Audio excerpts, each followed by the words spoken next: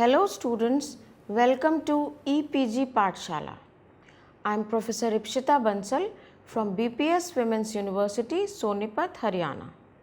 Today we will be discussing about the module Linking HRM to Business Strategy of the paper Strategic Human Resource Management.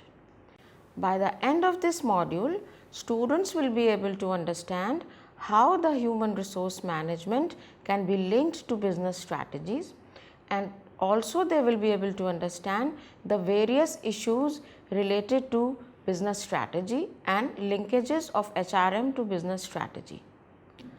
The basic premise of adopting and implementing the concept of strategic human resource management in organizations is that of linking decisions of business strategy with human resource management policies.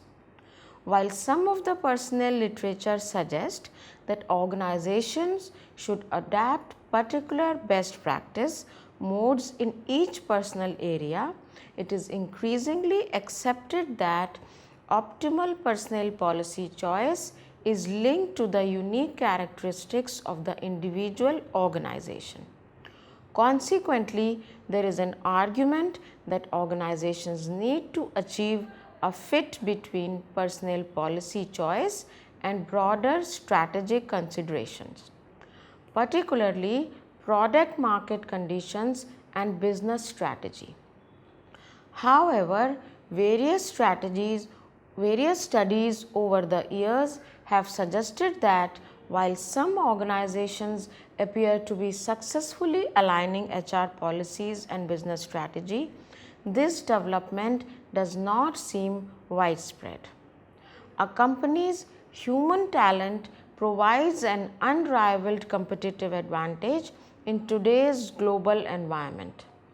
To optimize that unique ability, human resource professionals must design and foster an employee culture that directly aligns HR practices with organizational goals and actively contributes to the bottom line.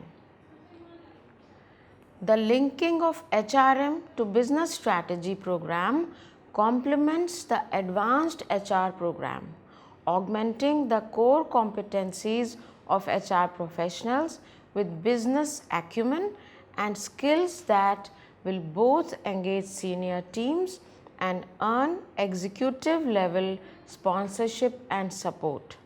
Increased integration between human resource management and business strategy is one of the most important demands that are placed upon modern strategic human resource management. In both the management and the academic literature, it is generally acknowledged that the strategic deployment and management of personnel can contribute to the success and continuity of the firm. Some go even further by stating that a firm's human resources form the basis of the firm's competitive advantage. In this view, the human resources are the most important assets of an organization. At the same time, in addition to the importance of the human resources as such, it is believed to be important that the management of the human resources should be in perfect fit with the management of the organization as a whole and its strategic plans. Let's now understand the relationship of human resource management with business strategy. Human resources are an important part of a successful business strategy. Successful business managers realize the importance of well-trained and motivated employees to achieve the company's financial goals. Successful HR departments realize the importance of keeping employees focused on the company's financial goals while providing opportunities for employee growth and advancement. Employees and management must both realize that the cooperative and not adversarial relationship is vital to a company's success. There are 4 parameters which are needed to be studied here. First, communications. Second, social trends and technology. third, developing strategies and solutions, and fourth, consequences. Communication. Let's now discuss that how the parameter of communication is important. Business managers are responsible for communicating the company's objectives, goals, and production targets to the employees in ways that make them feel that they are partners in the process and play a key role in the success of company's business strategy.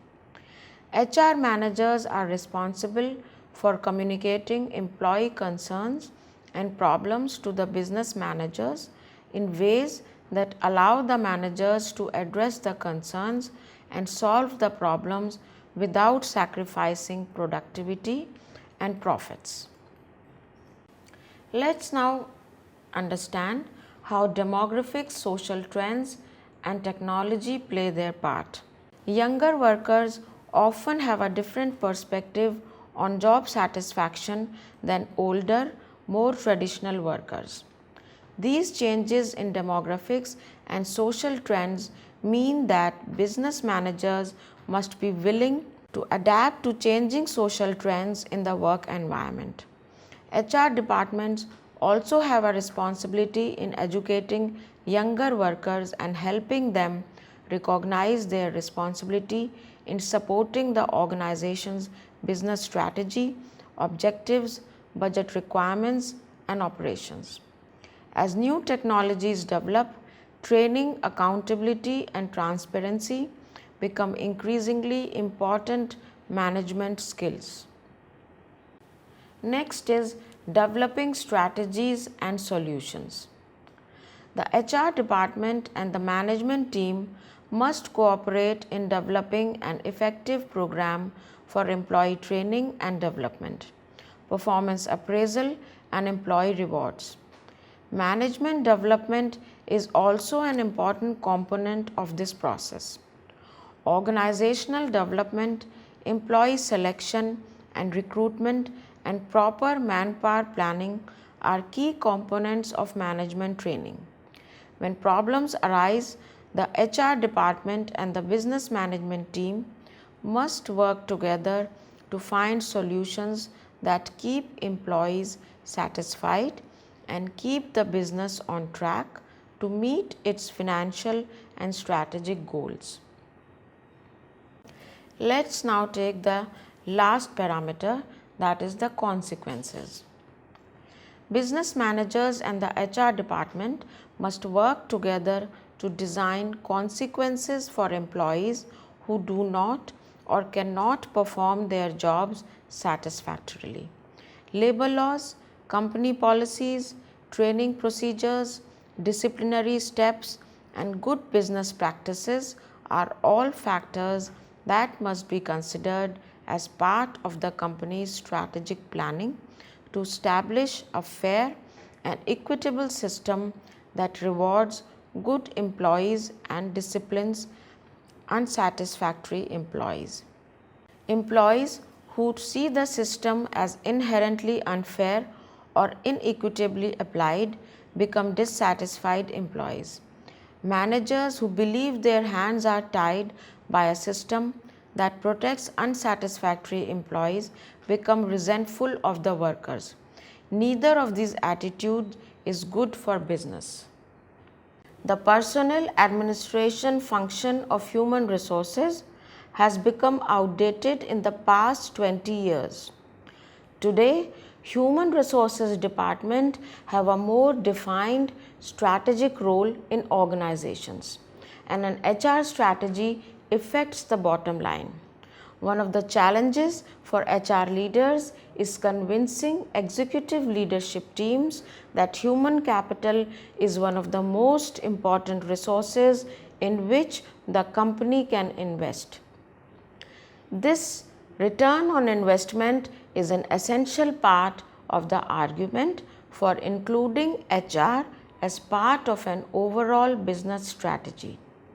In an ideal world, there is not a line drawn in between human resource strategy and business strategy. A successful business owner realizes the strong connection between the two. Developing human capital is important to the longevity and success of a business. In the past, personnel administration was merely the processing of payroll, benefits, and applications. Human resources strategy today involves executive leadership teams conferring with human resources experts to develop complementary goals for human resources and overall business. Let's now understand the linkages between HR strategy and business productivity. The recruitment and selection process of the human resource department is paramount in building a productive workforce. Developing a human resource strategy for recruiting and selecting the best employees affects the organization's bottom line. Maintaining a workforce where employees enjoy high levels of job satisfaction and job security translates into a workforce that helps achieve business goals. According to HR experts, human capital or human resources is the most valuable resource of an organization.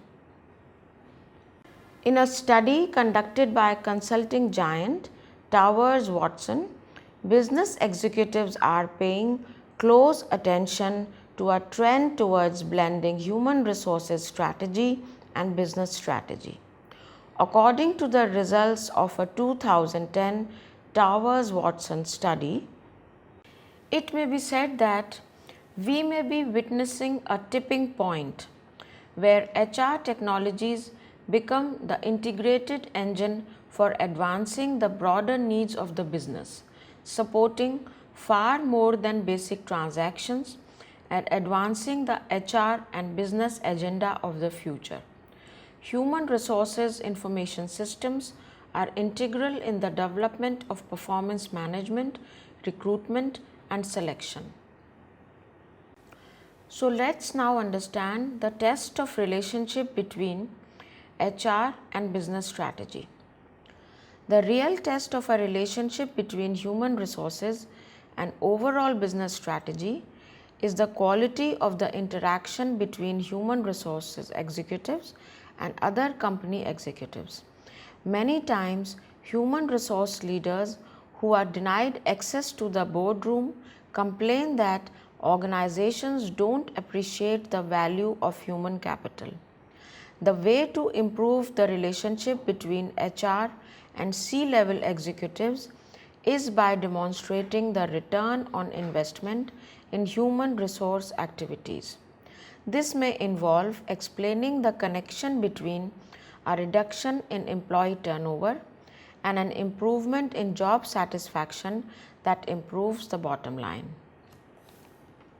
A number of factors affect the relationship between human resources and business strategy.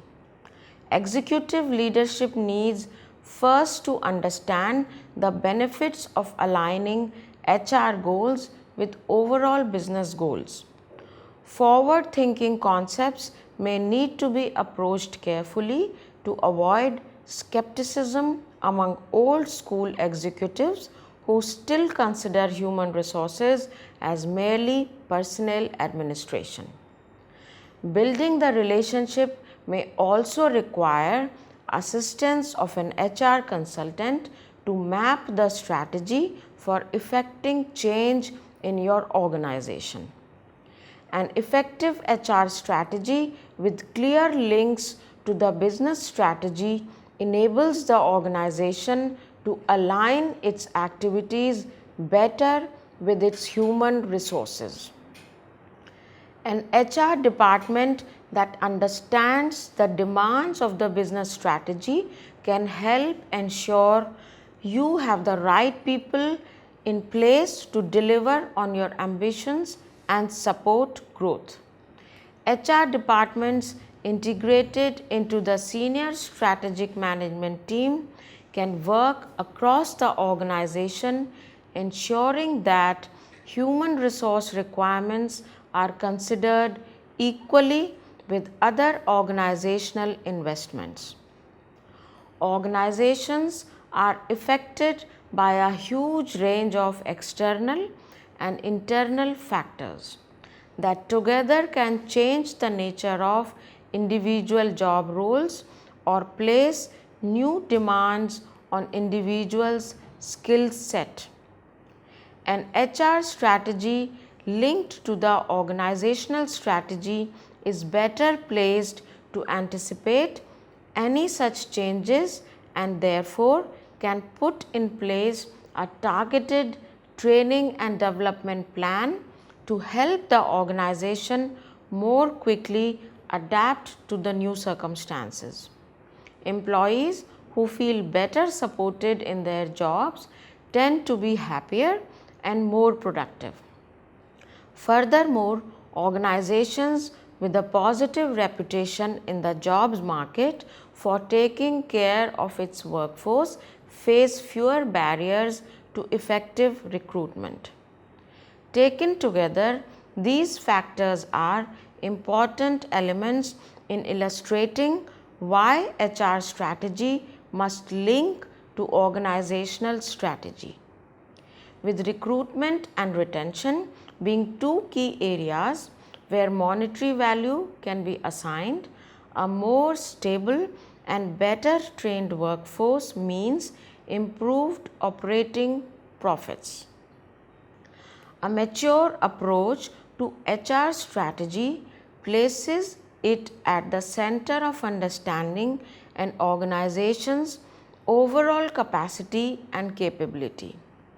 Having a clear concept of your employees and their different skills can help you see where your organization has potential for development and growth and help you structure your organization to take advantage of emerging opportunities. Organizations that have reached this point in their development see HR as a key driver of strategy and integral to their future success, rather than as a simple administrative function that ensures everyone gets paid on time. So, how can HRM be linked to business strategy? There are some of the elucidations through which this can be done. First, recruit correctly, proper job definition, adequate goal setting, announcement of incentives, using the bench, and next, democratization. So, how to recruit correctly? That is, align people to company's goals. A good way to ensure that the right people stay with the company is to select the right people. The company can align a part of the HR's incentives to the tenure of the people they hire along with other measures. This will ensure that the HR takes that extra effort to not allow people with history of switches to get in. The company can take steps such as going away with monthly recruitment targets to an extent so that there are no mass recruitments to fulfill the assigned quotas. Job definition, that is, clearly telling people what they need to do.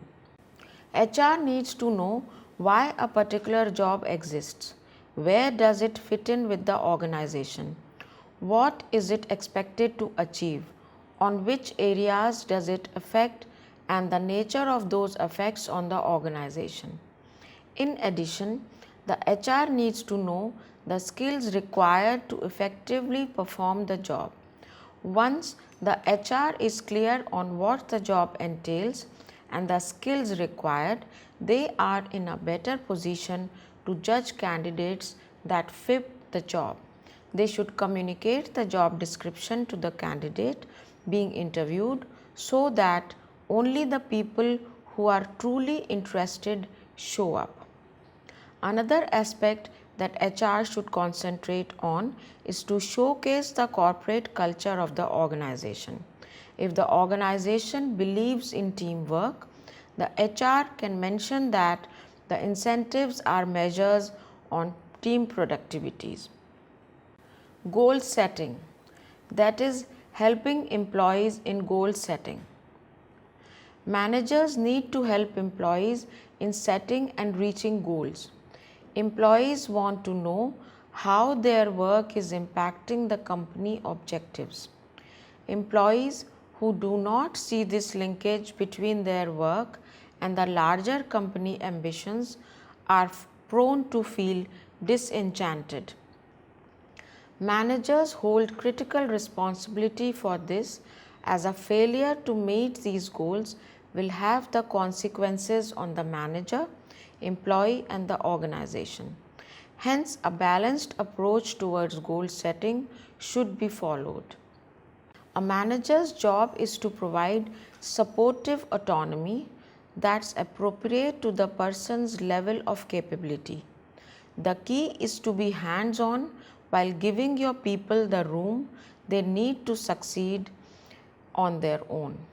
It is important to make sure that the goals are attainable and challenging. A brilliant example of this was set up by Jack Welch in General Electric, where he asked his employees to set targets for themselves.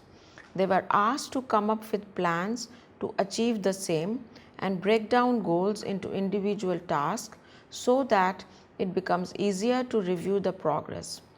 In GE, these were called stretch goals, and it helped GE increase productivity manifold. Managers also need to come out of the professional mold and try to seek what are the personal motivations of an employee. He needs to find out what are the personal goals that an employee is seeking.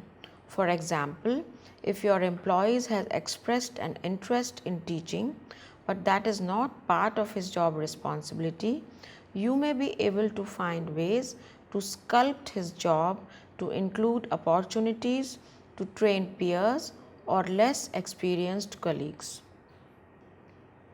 Incentives, that is, informing employees what is important. A scorecard concentrating on the key success parameter can be implemented to motivate people to work towards a common goal. The financial incentives should be used more as a support structure rather than drivers for change. Change will need to come from the people at the trenches, and we will need some agents that will help transform people. Forming smaller teams and then linking the incentives to team productivity will help bring in accountability and with minimal freeloading. Nucor Corporation was successful in implementing a group productivity based incentive system which led to a higher productivity and a turnaround. Use the bench, that is, the bench can be productive. Most IT companies use the concept of bench. They hire more people with the intent to be ready to deploy people quickly once they sign a contract. The bench can be placed where people's creativity and initial zeal is quickly eroded, as they are typically not assigned work in the initial 6 to 8 months of employment.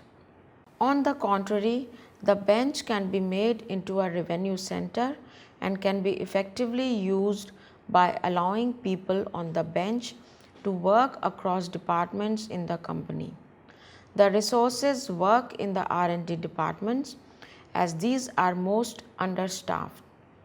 People with necessary skills can work on projects without billing the clients to share the workload.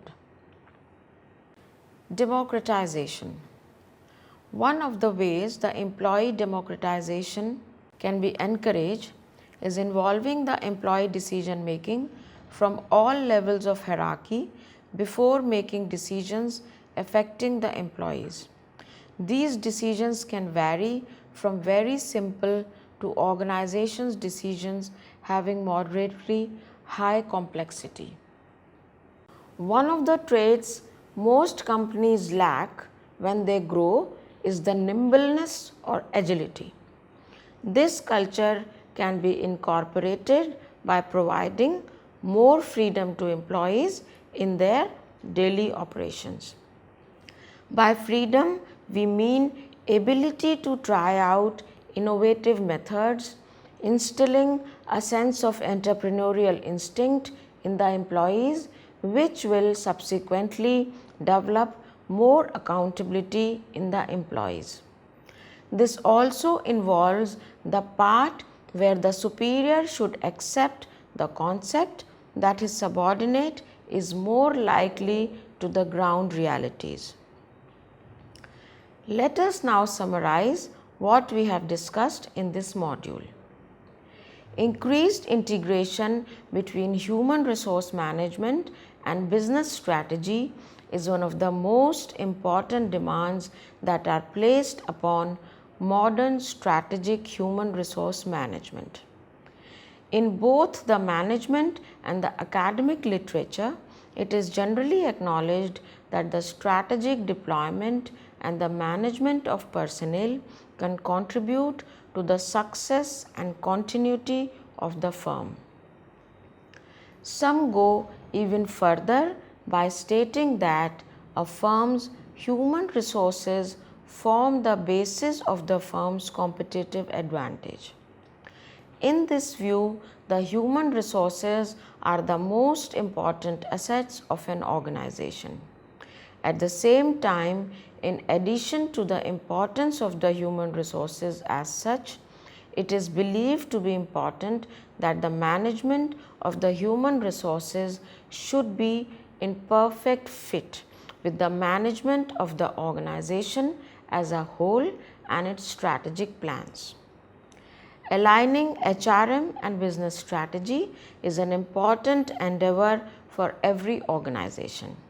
Studies strongly support the alignment between strategies, HRM and performance, and thus show the potential role of HR managers can play in implementing strategy and developing an organization's competitive advantage. HR needs to expand beyond an administrative function and focus more on how it can support the organization in strategic planning and implementation. By increasing the competencies of HR personnel, the department will increase its credibility and be integrated into a strategic role. When HR department measures itself from a business perspective and by the value it brings to an organization, top management will not ignore it in the strategy process. Instead, top management will welcome HR input because it will have a clear understanding of how HR affects the bottom line from a business and or strategic standpoint. By interlocking HR measures with items concerning the ongoing business, HR becomes aligned with strategy through dependent tasks that are accounted for independently. In conclusion, an organization's people and their skills ultimately determine the effectiveness of HR strategic plans and its implementation. Thank you.